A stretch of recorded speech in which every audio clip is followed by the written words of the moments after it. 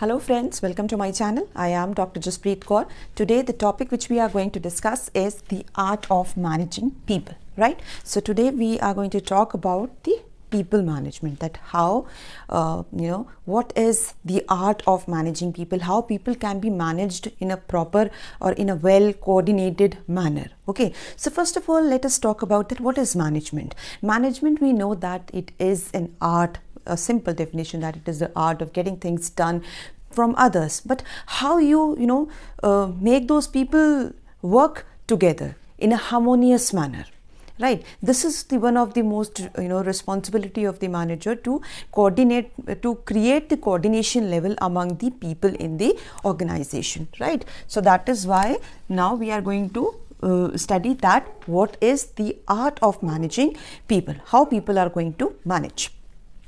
So that is why first of all we are going to study what is people management. In crux, we can say that attract. First, the person is coming in the organization, that means the recruitment portion is being done. Educate and train.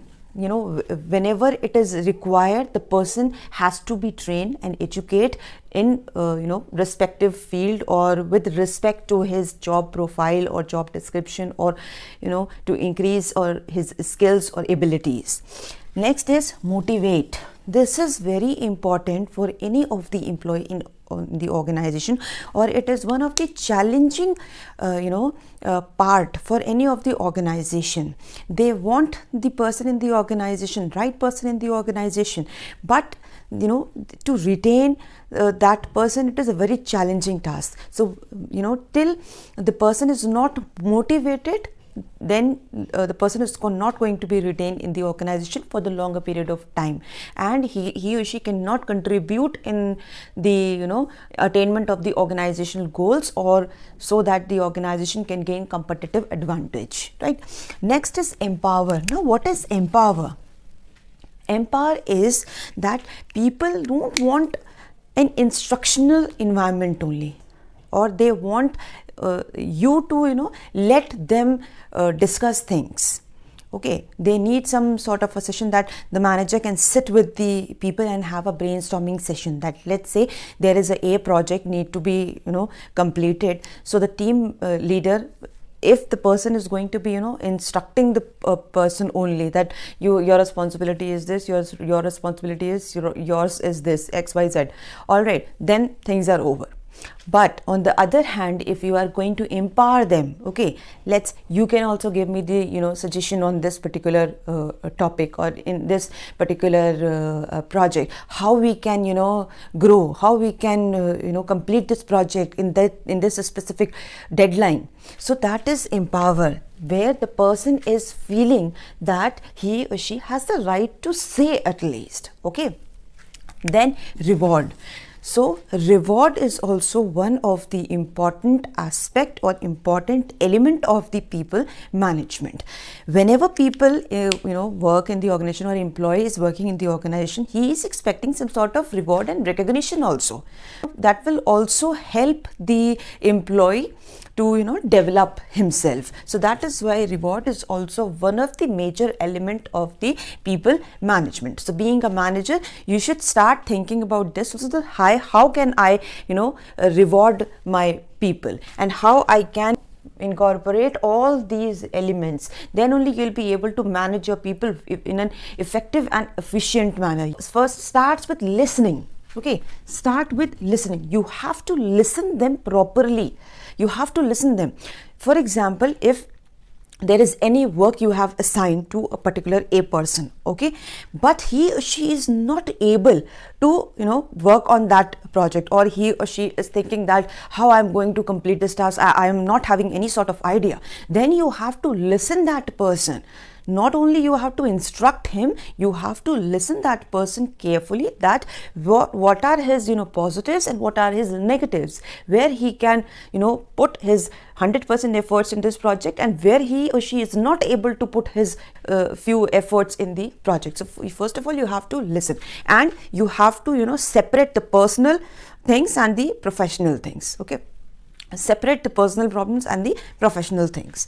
That is why understand their learning styles. It is related to this. Okay, you have to, being a manager, you have to understand the learning styles of the person, right? Being a teacher, this is our responsibility is, our first responsibility is to understand the behavior of the student. I'm not telling that we are going to study each and every individual psychology or behavior, but as a whole we can conclude that what are the learning styles, or what sort of things the student are expecting from us in order to learn things and grab more. So you have to understand the psychology and the learning style of the person, as well as it is your responsibility how you are motivating that individual. Okay, so motivation is, that is how you are recognizing your employee achievement. Always try to recognize your employee achievement, whatever his achievements are.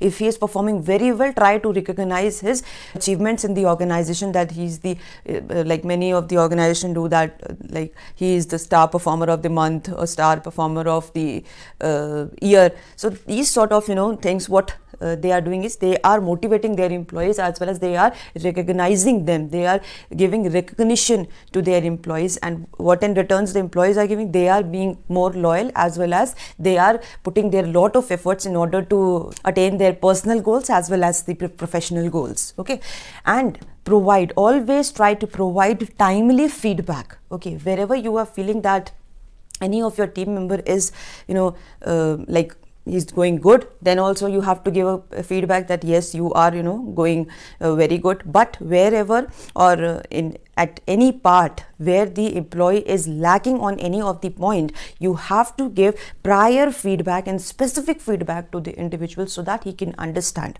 Like just like our teachers, our parents, they used to give us a feedback that you are going right or you are going on the wrong side, you are not performing well in your class, you are not performing well in your things. In the same way, in the organization also, our performance used to be evaluated, and feedback is going to be provided by the concerned person, that is the manager or our team leader, as well as that is also performance appraisal level.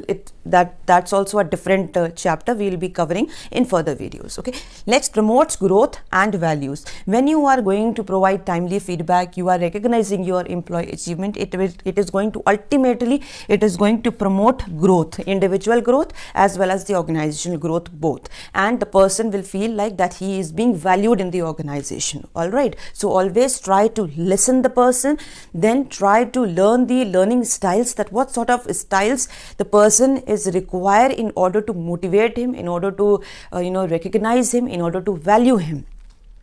And always be human and have feelings. Don't think that the person is a robot or he's a superman, right? Always be human and have feelings also. Then only you will be able to maintain the human relations. Okay, there comes the human relation aspect also. You have to maintain the harmonious relations in the among the people, as well as with you also.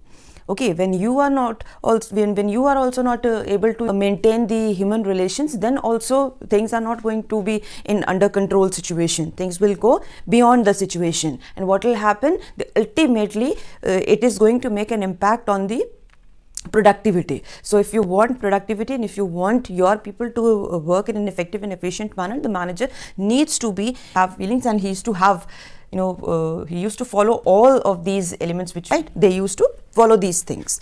So resolve problems. When you are going to maintain the human relations in the organization, you will be able to resolve the conflicts, and you will be resolve the dispute or grievance in the organization, right? So we are done with this topic. So as a conclusion, what we can say is that good management is the art of making problems so interesting and their solutions so constructive, so that everyone wants to get to work and deal with them, right? So it is up to you that how you are making the problems interesting, that everybody is making, or everybody is interested in dealing with that work to achieve the organizational goals or to solve them, right? So if you like my video, then please like, share and subscribe for further videos, right? Thank you so much.